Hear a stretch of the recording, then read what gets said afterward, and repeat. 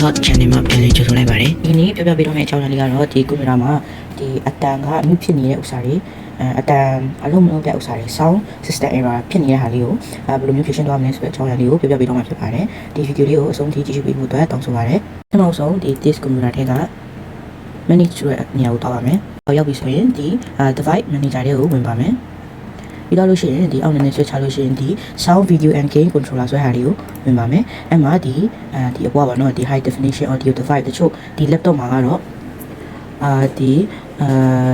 intelligent sound technology အဲ့လိုမျိုးပုံမှာပေါ့နော်အဲ့ဒီမှာဒီပွားဟာလေးကို right click ထောက်မယ် update driver လေးကိုနှိပ်မယ်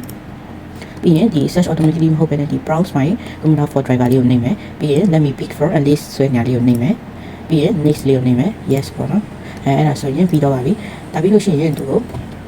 ဒီကွန်ပျူတာလေးကို restart the chat ချပြီးပါအဲ့ဒါဆိုရင်အဆင်ပြေတော့ပါလိမ့်မယ်အားလုံးကျေးဇူးတင်ပါတယ်